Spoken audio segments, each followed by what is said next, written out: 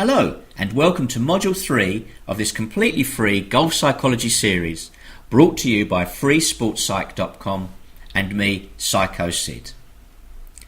As per the instructions in the email I sent you, I hope you have a pen and paper to hand to make any notes. Just pause the presentation as necessary.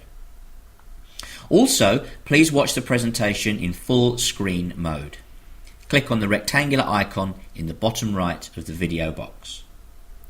Okay, let's get started. The title for this module is Understanding Confidence. So what is confidence exactly?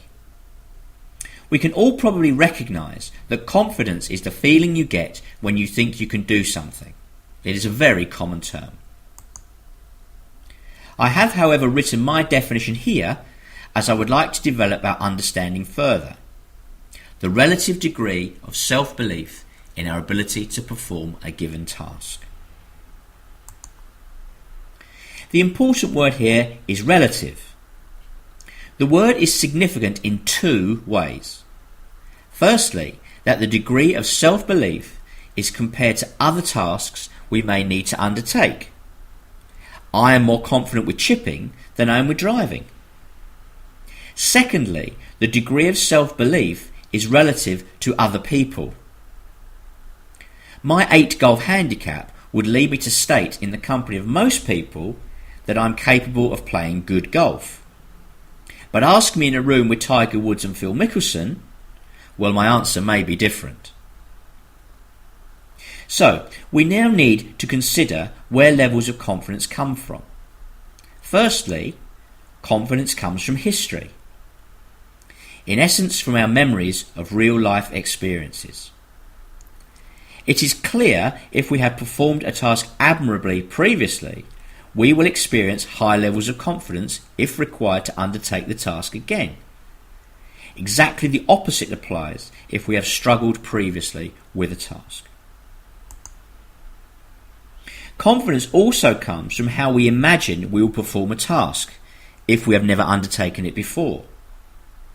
We will actively create images of how the scenario will pan out, often creating environments and people that we have never seen before. We may use similar situations as a guideline for confidence levels, with general statements such as, I always play well on links courses, or I'm never good in the wind.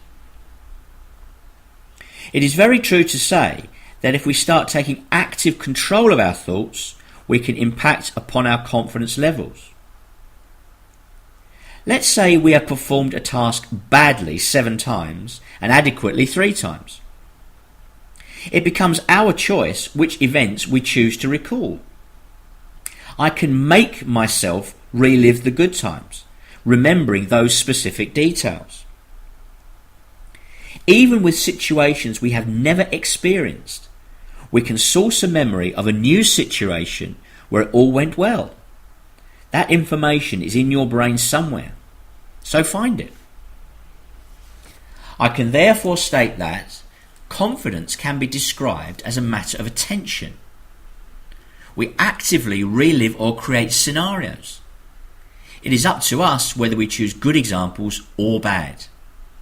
We really need to make good choices.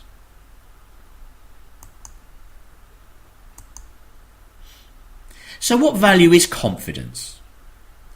This may seem obvious, but actually there are a few scenarios to consider. Let's start with the best. If we are confident with the requisite skills, we have a high probability of success. Of course, I knew what I was doing and I knew I could do it. I know I'm a good match player, so I enter the midweek knockout and make it to the semis. But how about if we are confident without the requisite skill? I've never played match play format, but how hard can it be? I enter and my opponents take advantage of my inexperience and grind me down. We are therefore deluded in this case. It is also true that if we are lacking in confidence and have the requisite skills, I played well in match play at my previous club, but the standard here is much higher, then I don't enter the midweek knockout. I am therefore unfulfilled. An opportunity to achieve is missed in this scenario. The final possibility is that I'm not good at match play and I know it, so I don't enter. I would argue that this is a better idea than entering and getting beaten all the time. So, the second example explains the concept of overconfidence and how problematic it can be. It won't be long before our general level of confidence drops if we keep failing when we expected success. Far better surely to acquire skills. In this case, learn how to play match play with friends before entering the main competitions. I believe there is real learning here with regard to levels of skill. I find that young players especially believe in their ability to succeed without gaining the necessary experience or skills to help them. Inevitable failure follows and careers can be badly affected. It is so important to explain and provide the required learning to all players, young and old. We need to be confident and have the skills.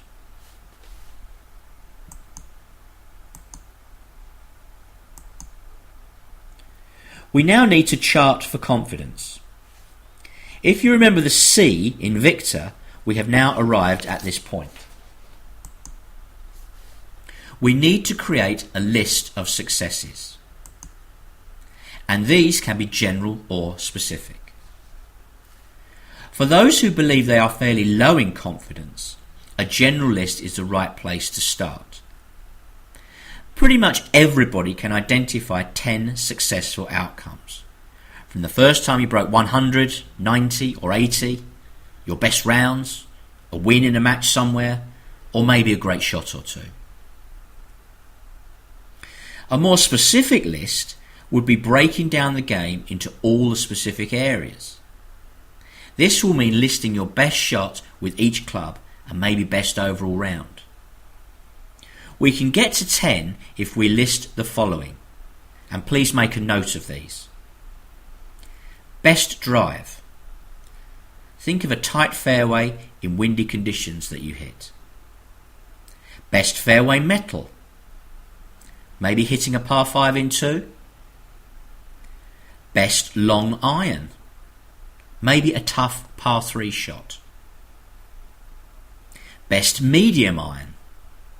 Knocking a flag out somewhere from the fairway or light rough. Best wedge. Maybe another stone dead shot. Best chip. Hold somewhere or a really tough up and down. Best bunker shot. Same as above. Hold or up and down. Best long putt. You saw the line and you knew it would drop. Best hole out. A tricky 5 to 6 footer at a key moment. Best round. Your very best overall effort. It is great fun putting this list together and highly motivational. Now, in support of these successes, we must consider your personal qualities. What are the traits you possess that stand you in good stead? Hard-working, learn quickly, good under pressure, etc. Find 5 that you feel are the most impactful in your golfing world. So now we have 2 lists. What shall we do with them? It is important to work on your confidence. Just creating these lists is not enough. We have to keep them close to us on a PC or mobile and read them over and over again, at least once a day. Repetition is crucial. Deeply ingraining the lists means that they will be working for you in the subconscious. Without the repetition, the level of confidence you have won't change. You need to act positively to go forward and achieve. And finally, keep these lists up to date. Every time a success is recorded, add it to the list. You can make these documents live and breathe by adding every great shot you hit. It won't be long before you have a Word document or Excel spreadsheet with a list of 20, 30, 50 or more successes for you to relive on a regular basis. This is actively working on your confidence levels.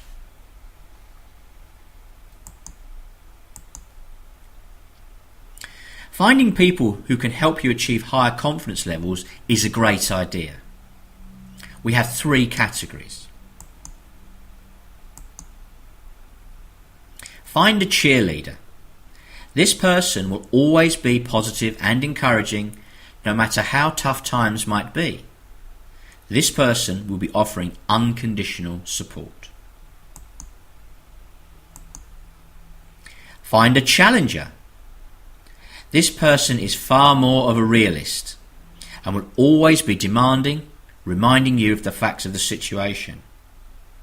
This person may seem negative, but in essence will be encouraging you to gain knowledge, skills or experience before jumping in. This person may be protecting you from overconfidence. Finally, a coach.